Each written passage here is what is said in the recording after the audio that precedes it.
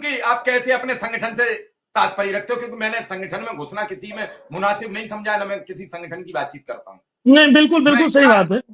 इतनी बात करता हूं कि जो लोग दिनों रात भागते हैं उनकी स्थितियां देखता हूं। लोग आते हैं तो मेरे ऑफिस में रात को सोते हैं, सिर्फ इसलिए कि उन पे पैसे नहीं तो नहीं है भागना तो आज तभी पड़ रहा है ना, नहीं भागना तो आज तभी पड़ रहा है ना कि अतीत क्यों? में गलतियां हुई है ना। क्या गलती भाई हुई अतीत अतीत में? में गलतियां हुई है ना।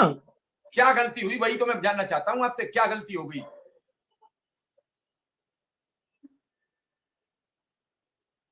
क्या प्रधानमंत्री को वाराणसी के अंदर गधे काले झंडे दिखाना ये गलती नहीं थी? क्या प्रधानमंत्री को किसने दिखाया? शिव कुमार शुक्ला ने दिखाया या सुशील यादव ने दिखाया या फिर नहीं, सुशील यादव से कुमार शुक्ला की बात नहीं हो रही है, थे तो शिक्षा मंत्री ना।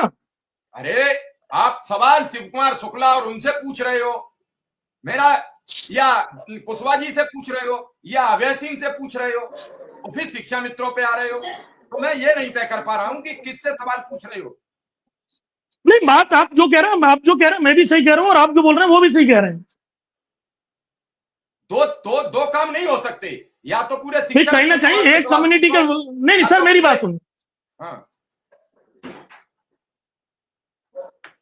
भाई एक कम्युनिटी, कुल मिलाकर के चीजें इस तरह से करने खराब कर दी गई हैं। अब मैं सच बताऊं ईमानदारी से कि कहीं ना कहीं मौजूदा सत्ता बहुत ज्यादा नाराज है हमसे, मैं आपको स्पष्ट कर दूं। तो खुश कैसे होगी?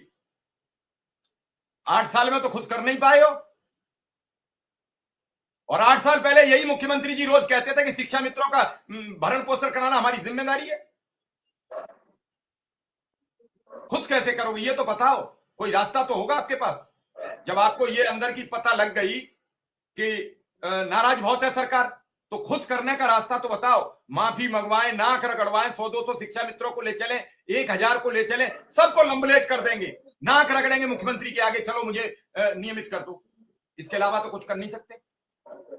माफी ही है, माफी। किसी की मौत तो कर नहीं सकता कोई, माफी ही मांग सकता है, हाथ जोड़ के मांग सकता है, नाक रगड़ के मांग नहीं, ये सकता मैं है। आपसे सहमत हूं। आप मुख्यमंत्री, अब माननीय आदरणीय मुख्यमंत्री की कहते हैं, आदरणीय मुख्यमंत्री जी की इच्छा होगी तो वो समय देंगे मिलने का, नहीं होगी तो नहीं देंगे। अब वो क्यों नाराज हैं, किस लिए नाराज हैं, अब ये तो वही समझ सकते हैं इस बात को तो, कि वो नाराज क्यों है। भाई कहीं ना कहीं नाराजगी तो है कि जो 8 साल हो गए हैं अभी तक कोई कुछ नहीं हो पाया है शिक्षा मित्रों का। इसके लिए तो मैं तो यही समझूंगी जो प्रदेश के जो हमारे आदरणीय मुख्यमंत्री जी हैं वो कहीं ना कहीं नाराज है हमसे। नहीं, ये तो बात जब सार्वजनिक खुद सभी संगठनों ने स्वीकार कर ली। जो आप कह रहे हो वो तो सभी संगठन स्वीकार कर रहे हैं कि मुख्यमंत्री जी नाराज थे। धीरे धीरे अब बातचीत का दायरा आया, एक बार मुलाकात हुई, दूसरी बार मुलाकात के लिए लोग तत्पर है। मुलाकात से ही तो रास्ता खुल सकता है अगर नाराजगी है कुछ। चलिए विक्रम सिंह की बात सुन ले, फिर मैं आऊंगा। तब तक वो दूसरे शिक्षा मित्र हैं जिन्हें पीड़ा हुई है, उन्हें भी लिंक भेज दिया है। विक्रम सिंह। ठीक है, कोई दिक्कत नहीं। नहीं नहीं, मन की जो पीड़ा है वो जब सामने आती है, निकलती है, तो कोई रास्ता निकलता है। ऐसा नहीं है कि आपके सवाल खराब हैं, आपकी बात गलत है। जो पीड़ित हैं वो सभी शिक्षा मित्र पीड़ित हैं। 1,42,000 अगर कुछ हैं तो वो सब पीड़ित हैं, और सब एक ही श्रेणी में, सब एक ही श्रेणी में। लेकिन अगर कोई व्यक्ति इस राज्य के मुखिया के तौर पर आ जाता तो वो एक वर्ग विशेष से नाराज नहीं रह सकता। ऐसा नहीं है कि 1,42,000 में से शिक्षा मित्रों ने वोट न किए हों, ऐसा नहीं हो सकता है।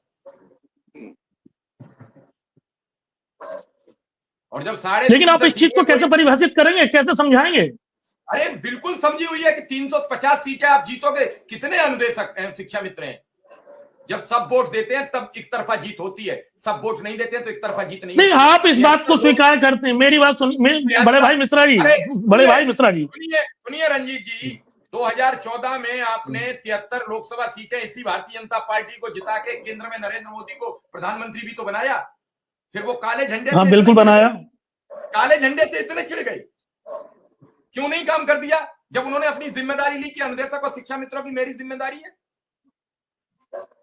वो अपनी जिम्मेदारी पूरी किए, क्यों काला झंडा दिखाता कोई?